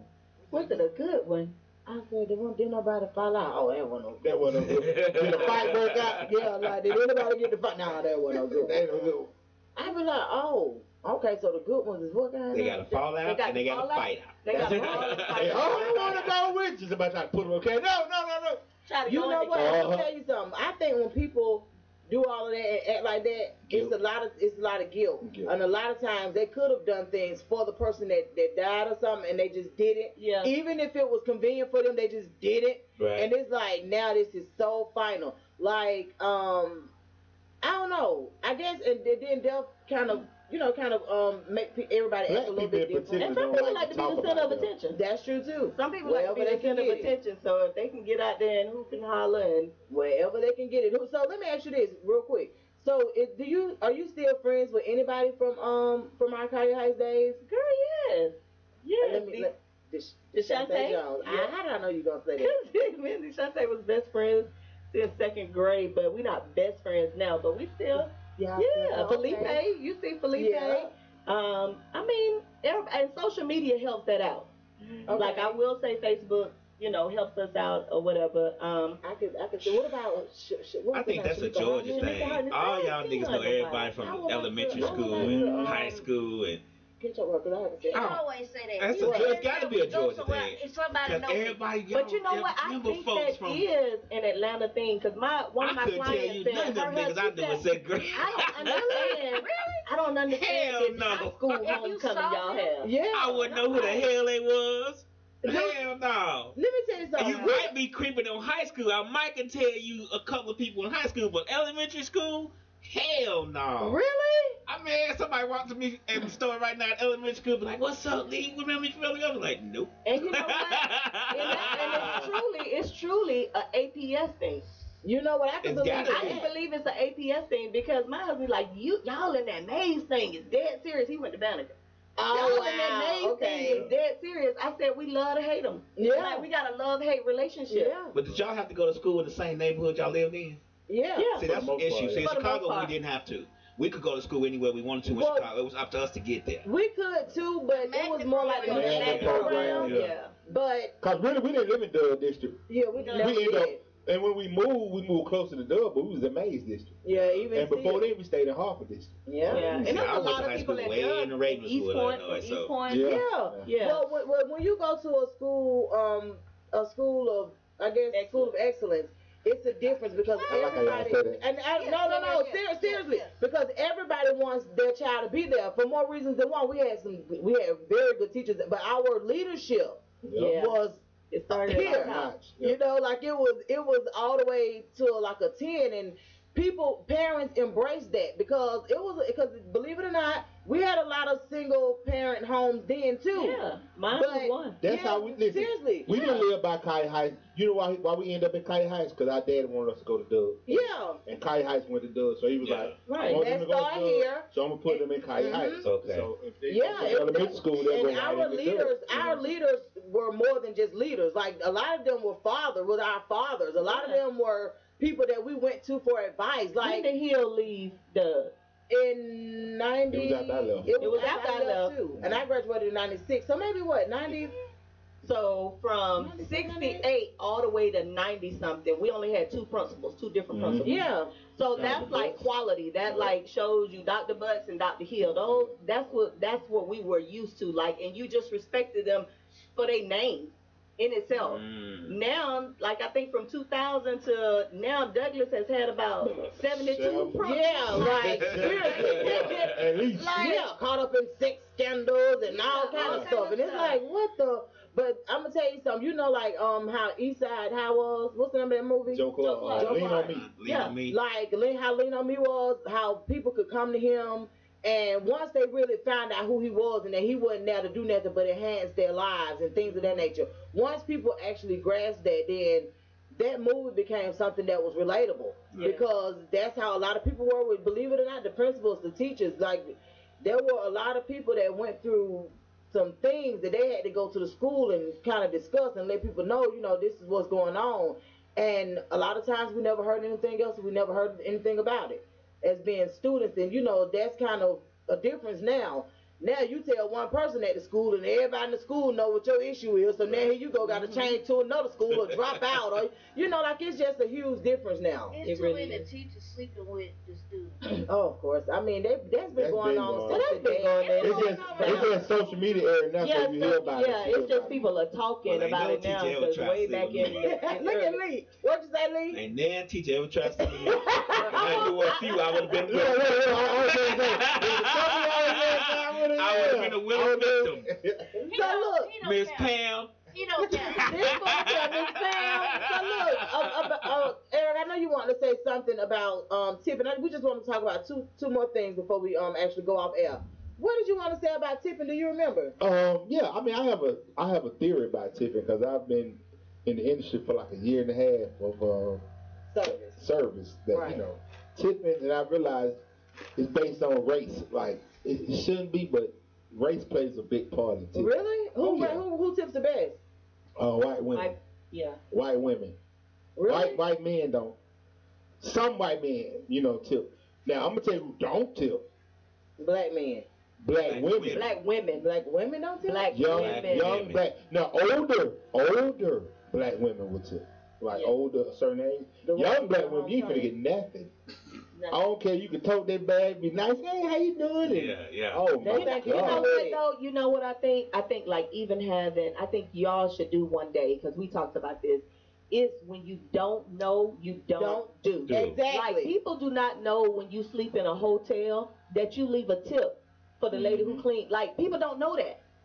Like I know y'all sitting here looking like that's true. Just don't know about tipping. And this was another thing. We was at a restaurant the other day, and me and another girl, we had a third girl with us, and we were like, oh, let's get up because she's not making no money with us sitting here talking. And we had been there probably about an hour and a half, 2 hours, and the girl was like, what we getting up for? She good? It ain't even no line. I said, when we get out here, I'm gonna talk to you. I said, when you're sitting at a table and a waitress only makes $2.50 and she's waiting on the next table to make some money, she can't make any more money off your table while you sitting there running your mouth. That's right. You stopping all the business right there. Get up, go to the bar, go outside, go to the car. Order something else. Well, it's even not that because you're not gonna pay no more tip than you've already paid most of the time. She waiting on the next big table to take a table of 4 to make $20 or $30, whatever her tip is gonna be. But people don't recognize that you're messing with that girl's money, her children. That's how she feeds her family. Right. If you make $2.50. But that's a show to have so people can know. Like you said, when you taking somebody's bag and you at a hotel, like you can't just go to a hotel and expect somebody to take your bag and not give them a dime. Yeah, you got to tip when you go to the hotel. I was just about to say the thing about it is, like you said, if a person don't know, then there's no way that you can blame them for it. Now, once you've told them or once you made it clear, I ain't gonna tip. Right, then that's a total different story. Like Jasper ass, he won't tip now he'll tip at a restaurant, but the man won't tip the Uber driver. I be like, hey man, you don't know it. Hell no, I ain't never tipped no Uber driver. I be like, hey man, tip the goddamn Uber driver. But he got you there safe. Yeah. Like he got you there safe. Like one of the other things, I can't tip. I don't usually tip the pilot because my plane ticket was enough. But I usually stick my head into the pilot and say thank you. Thank you so much. Like you could have been drunk. Right, anything. This is what I do. They know how to be standing out. You walk out, I go to them and say. I always make sure I thank the pilot for getting me to my destination. I mean, because that's important. Like people don't really get it. I don't know. I guess because, like, I don't know. I can remember our daddy kind of like tipping for everything. Like I remember that, and I was just a little girl when our daddy was killed. But I remember that. But even my mama. I can remember certain stuff. She tipped the ladies at Family Dollar. She every damn body. I be like, man, money bags. Like if somebody went and helped your mama get something off the shelf, let me tell you, man, she tipped everybody. She finna tip at the grocery store. She's about to give you lunch money. Donna, run that back in now. Did you have any change? Run that back in there and get it to that girl who helped us. Like that's how we were raised. You know what I'm saying? Like my mama have always believed, and I honestly just feel like. That's just her. But working at Grady for all of those years and being in service, like, people were still looking for our mama 2 and 3 years later. Well, where is Miss Gloria? You know, the one who used to sit over there to the side, and they be like, you know, she retired. Ain't nobody got her number. Like, they would come back to look for her because they knew if it was one thing that she was going to do, she was going to make sure you got what you needed. Everybody's mama ain't like that. I told you, your family different. Well, I mean, but I think that started from our grandmama too, because we had a grandma. Our grandma was like that. Like, everybody came to, because everybody came to our grandma's house for everything. If it was babysitting, whatever it was, they came to grandmama's house for it. But, and I guess that's probably where mama them get it from, but yeah, my mama took and it's a mindset about it. Like, once you get the mindset of, all I'm doing is being gracious for what somebody's doing for me, like, and having a giving heart, it's, like, they tell me all the time, you give way too much. I'm like, how can you give way too much and you've been blessed to get a whole lot? Like, so and that's really, how I put it. Most of the time when you give, man, you get that back, though. I realize and that. You don't even realize, Tenfold. It come back to you. Tenfold. Like, yeah. Well, let me ask y'all this. I know I asked a little bit earlier. Have y'all even heard Cardi B's new album? I was jamming it on the way over here. I love it. Okay, so you love it. I'm liking it. I'm loving it. So have anybody heard Nicki Minaj? Well, her album, she got 2 records. Okay. Like two fingers out. They good, but they mixtape records though. Yeah. Oh, okay. So yeah. Well, I don't really know what the big deal is between them two, and I don't know. Like, she was on that night show dude. I think I won't say Jimmy Fallon because I recorded it. That's when she told everybody she was pregnant. Oh, come on, Cardi. She was on SNL when she came out and revealed, And everybody like, ooh, why she did, why she that, he cheat, he whatever. Y'all dealing with niggas that cheat on y'all and he ain't do that for y'all. Well, they don't even know if that's real. Like, you can't go by everything on the internet. This is the thing right here. This is the thing right here with now a lot of people will, like, you know, back in the day, I will say this, that was something that just couldn't happen and your career keep going, is that you finally get to where you trying to be and your ass end up pregnant. That was just something that didn't happen. Well, it killed careers back in the day. Yeah, but times have changed. Right. So she's pretty much, she kind of made her own lane. She's in her own lane. She's pregnant and she's doing Coachella tonight. Yeah, like, come on, man. Like, that's what I'm saying. Well, she's not the first person to reveal she's pregnant doing a concert. I mean, Beyonce did it too. Remember when she was on song? What's up with that's what I'm saying. There's not a lot of people that can do that. It's a little bit different. And a lot of, like, now these women are making their own lanes. They're getting to where they want to be, and it's like, hey, you can, like for instance, for Cardi B, this could be inspiration. First of all, do you see how many dancers that are now trying to turn this thing into rap? You know, they're trying to rap or something else. Yeah. It's inspiration. So maybe this whole situation, you just never know. But I've heard so much. My thing is, like you said earlier, Eric, like, hip-hop or whatever is very competitive. I just don't like it when they try to make the women not support each other. This is the thing not with that. support each other. Like, come on. I think a lot of this Nicki Minaj bring on herself. She got like this queen complex, but she feel the heat. And like the songs she put out, I like the songs. Matter of fact, the dude that produced the 2 songs from Atlanta. Oh, like, really? Yeah, he works with us every day. Okay. Like but he my whole thing is, she turned it into something else. Like, Cardi ain't tripping on Nicki Minaj. Right. It's the point of Nicki Minaj. She feeling threatened. She feeling threatened to the point that she want to, she bringing the beef. Ain't no beef. Yeah. Women should be able to have as many competitive women out there making hip hop music as possible. Exactly. Just because somebody's coming out getting shine, that don't move your crown, though. And that's what I do like about Cardi B. Cardi B said from the beginning, like, she was Cardi B from the Bronx when she was trying to learn how to. The one thing that made me fall in love with Cardi B is Cardi B did what I think a lot of people should do when they get their first stack of money, is fix your teeth. Yep. That was the first thing Cardi B did. She was adamant about it. And she was adamant about it because they asked her all the time, why you have your breasts showing so much? She said, because I don't want people to look at my teeth. I need them to look here. Right. And when she got her teeth fixed, it was a different. But she's never been in competition. Like, her spirit doesn't say I'm in competition. It was more, I'm grateful and humble that I came from a whole bunch of dollars being thrown at me to now I'm just dripping in jewels. Like, why are you competing with me? And somebody posted, like, well, she's like a Milli Vanilli. A lot of people wrote her songs, or some guy who was played, some songs played. But my thing is, that's one song. A lot of people, songs get written that doesn't make them not. But they can't perform it. It's about who can perform it. That's right. People always talking about ghost writers. Ghost writers is someone that gets no credit. They write your stuff and it gets no credit. If someone is writing, you see their name wrote down, they are collaborating. Yeah. Collaboration is different than ghostwriting. Ghostwriting is what people used to do back in the day. Right. They would write something, get no credit. You don't see their name or nothing under there. But if you co-wrote a song with somebody, everybody have collaborators. Even y'all favorite rappers, y'all favorite singers, right. Everybody collaborate. It's a collaborative effort. You know, you can't. A lot of singers do that because a lot of like Missy and all them, they write songs for other people. So it will only make sense. My thing is, as women, I honestly just feel like at this point we're at a place in 2018 where you can embrace one another. Sure. Like you don't ever have to make it. My thing is everything ain't a competition. Well, even if it's competition, but it's positive. Like don't try to make it into this negative connotation and make it where people got to choose sides.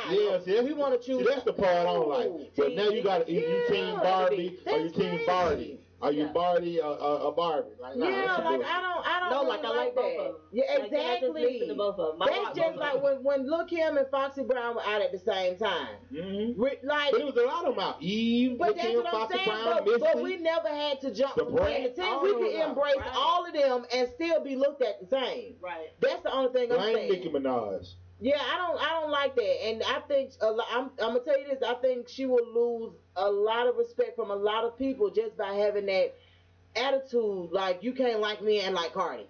Like why the hell not? Right. Like, we played Luther, Freddie, and all of them. Like we played Anita and Whitney all at the same time. Like that was fine. Yeah, like I don't. That's the part that I just can't really get with it.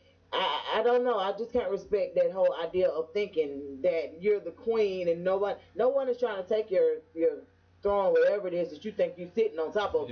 Nobody wants that. We just want the right recognition. Like this little girl has worked hard. And her album is jamming. Yeah, go get it. She got one on there with Kehlani called Ring. I wish we could hit it that, but we'll hit it next week. But it's a song called Ring. I think that's gonna be a big single for her.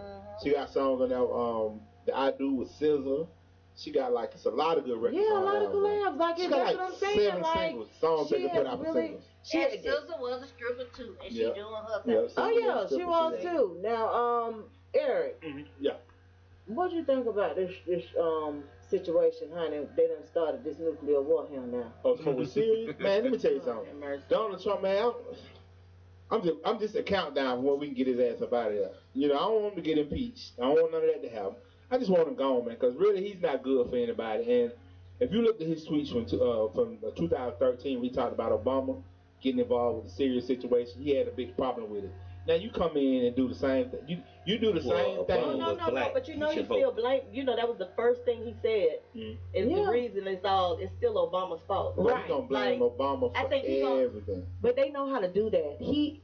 I don't like Trump at all, but Trump has figured out how to get the right wing. All I have to do is constantly tell you that this is false news and it's Obama's fault, and then you have these whole bunch of people that believe him. Yeah. He has figured out the trick. He's figured out the trick. And he said, if I ever ran, I would run before a Republican because they believe anything that Fox says. And if y'all get a chance, I don't know if y'all do it, but take some time and look at Fox News every now and then. I look at it all the time. And it's amazing, right? It's amazing to watch how they flip everything. They flip it all around, and it's always about what Obama did. And then they say he's being scrutinized. He's the most scrutinized president ever. And we sitting over here looking like this man ain't even in office. Y'all called Michelle a transvestite. And said Obama was gay. They don't remember that. They don't remember that. No, and Obama could never have 3 baby mamas. Or an possible 4th. You know. This is the funny part. You know they paid off the doorman because they said Trump got a love child from one of his employees, and the doorman used to see him coming and going. The Trump. Yeah. He got all kind of shit going on. See, that doesn't surprise me. Trump was a millionaire. Trump knows how to make money. Trump knows how to. Trump's dream job was to be president, but when he got that job, he said, what the fuck? Right. I think I said it for the wrong person. But he used it right. He know how to tap into that racial thing that we have going in America. Unfortunately, it still goes on. Yes. Very much so. It's way more prevalent now. He knows how to tell people exactly what they want to hear. So when he goes to Virginia and all them poor black folk, all them poor white folks, he said, "Oh, we know we're gonna get these Mexicans out of here to get y'all jobs back." They jobs ain't gonna come back. Hell no. Why? Because you know why? Because most of the Mexican people doing jobs don't nobody want to do no damn way. That's like I said. I want all the Mexicans to leave. And when we start starving to death, they can't eat nothing. And like I told you last week, and oranges cost $17. Then they'll be wanting to come back. That's what you got to do. Just don't leave. Wait till they file these taxes. All these school teachers that voted for them, and they file these taxes, and you can't write off a bunch of stuff that you used to. Right? You go, okay, you wanted to vote for them, here you go. But see, the one thing about us, and if you didn't get too high and mighty within yourself, you realize you know how to adapt. Oh yeah. We've been chameleons for a while, like since forever. Like we know how to make it, but it like that's the thing. They think that they're causing more stress for us when we can just about face anything and kind of they forget we've been stressed. Right. How about that? But what's really about to happen is they're about to see the effects they're causing on their own people. That's what's gonna happen. And that's what they don't know how to when they can't get them food stamps, they go get them boxes of food in the mail with all that bullshit. And when they gotta go to work just to go to the doctor because you gotta have a job to get Medicaid stuff, then they'll be feeling it. They don't be like, see. And I said that's what they're afraid. They're more afraid of us because they know who we are. Yeah, we're survivors. And they know who they are. Like they know our worth more than we know our worth. Of course. That's what scares them so much. That's why they apply pressure. Like having a conversation, a privileged white boy having a conversation with an educated black man scares the shit out of him. Yep. Because he's like, how can you're not supposed to know, how are you having a conversation with me? Now I got to really learn this stuff. Now I got to go home and really read. But no, they talk about hide something in a book from a black person. It's hiding from a privileged white boy too, because he ain't reading either. Right.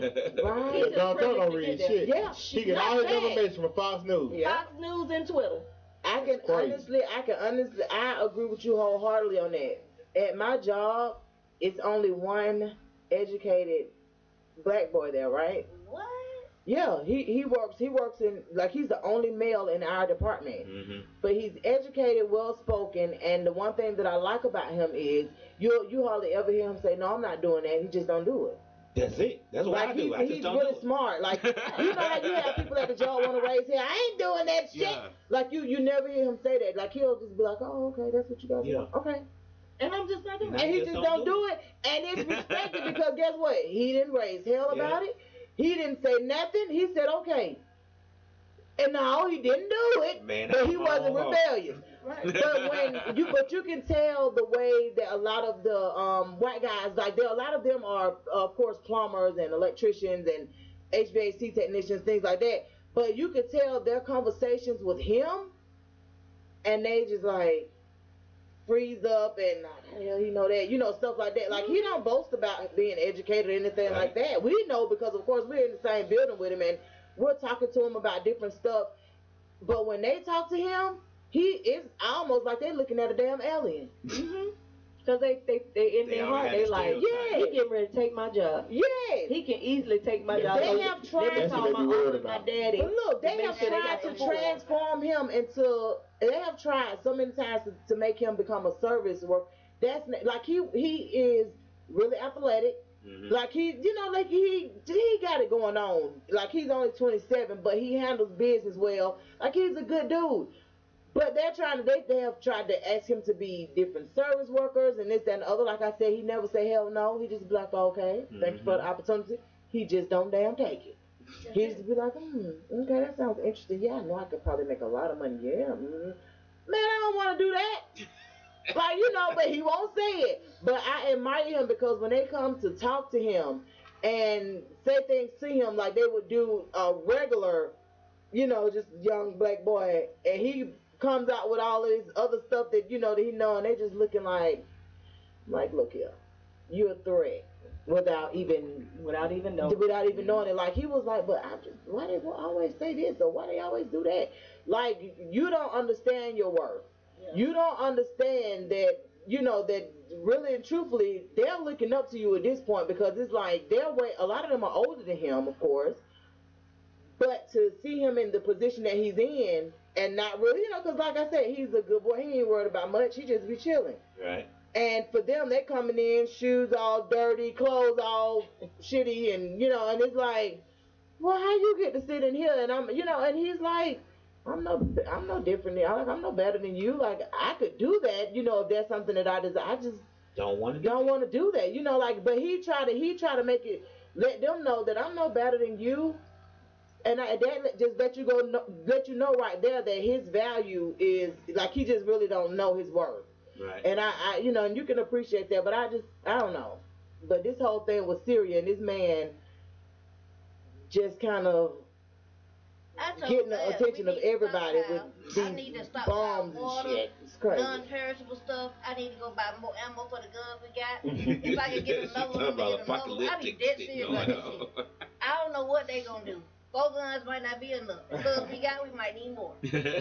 Well, I don't know. It's something. All I'm gonna say is it's power in being prepared. I don't know what's going on, but my whole thing is, man, we gotta just. I don't think we'll actually know what's going on until shit really hit the fan. Like till it's going on, right? And what's gonna really happen is it's gonna go through the cyber. Like people don't know electrical and cyber is what's gonna kill it. Yes. Like it's gonna shut it down. So while we trying to hide with the guns, it's like when this phone go out. That's it. Then what? Yeah, because now everybody has transitioned. When your money is all transferred, that you can transfer all your money electronically. Yeah. When all this go down, that's when everybody need to be like. Don't get me wrong. Like I said, got a nice little friend. I know how she look, M16 and all that. Right. But you can't shoot the computer. Exactly. If they cut out, think about it. When the lights go out and we have a storm, what's the one thing you don't want to happen? Is the lights to go off. Because the lights don't only, the electricity don't only just control the light. It controls where the food being held. Yeah. It can't be in the recharging your battery or your damn phone. And once it's gone, everybody try to go outside and get it in the car. Then the car run out of gas. Yeah, now you then what we doing? Yeah. So what's gonna happen when the electricity, like when they hit that? It's electrical. It's a situation now where well, it has gotten the attention of a lot of young people too. I see a lot of them trying to learn more and trying to see exactly what it is that's going on, and they are more in tune. You know, at this point, yeah. They need to be. The thing about it was, you know, with Obama, a lot of people became in tune because, you know, of course, first black president. Yeah, we were trying to have his back. We were trying to learn stuff. But now it's a bit of fear. It's a different kind of, you know, getting in tune. It's a fear. It's man, I just hope this don't happen, or man, what is he gonna do next? Like every day is something different. Right. And like I said, like of course their number one goal. Let me tell you something. He want a war right now so bad with somebody. Right. You know, if a war happened, they can't get him out of office. Like, you know, he'll still be in office. Right. He want to fight somewhere so bad. That take everybody's attention off him. Yeah. But that's like that old school privileged white boy. He want to fight, but he wants somebody else to do it for him. Right. Him and the new guy. He didn't even join wasn't even in the military, so he don't even know the logistics behind it. But all he knows is he got bad feet. I can start it. If they go out there and do it. Because he ain't got to go out there and do the fight. Exactly. Yeah, and the dude he just hired, the same thing with the dude he just hired for the national security advisor with the ugly ass mustache, the point on mustache. Ain't he the Secretary of State? No, he the top national security advisor. Last name Bolton, I think. I thought he was Secretary of State. That guy there, he a nut too. And the thing about him is he did the same thing the president did. Not the president, but Trump. Mm-hmm. He did the same thing when it was time to sign up for the war. They found all kind of reasons to defer not to go to the military, but they want to fight though. Yeah. But they want somebody else to do the fight. That's crazy. I don't know. Look, we're gonna go ahead and wrap it up, you guys. Thank you so much, Crystal Gresham Giles, for coming in the building. Yes. We really appreciate you coming in, and we have enjoyed you. I just want you to plug yourself real quick. I know that you know. Yeah. It's all good. Crystal Gresham Giles on social media. Gresham Giles Salon on Instagram. I'm at 1465 Chattahoochee Avenue. I'm with a group called colorculture.com. So if you're looking for your stylist to educate themselves on a different level and understand the true meaning of hair coloring, check out colorculture.com. And I also educate people on how to run their business like a business, run the salon like a business. So when you get there, you get that customer service, that whole, right. Yeah, that's what I try to help people. All right. Well, thank you so very much, and of course we're gonna put your information out there too. Just for these blood. Man, we hope Connie feel better. Yeah, so we definitely want to shout out to Connie Dunn, man. Today is her birthday. Elijah Ashanti, yeah, I put up a post earlier. Shantae put up a post earlier as well. Elijah turns 1 today, and we celebrated her on yesterday. It was really nice. She just didn't. Honestly didn't feel good. She's teething. So today she wasn't doing a whole lot better. So Tay-Mac wanted to just kind of watch her to make sure everything, just kind of works out for her. But I often tell people that you just never know and how much a year you can change in a year.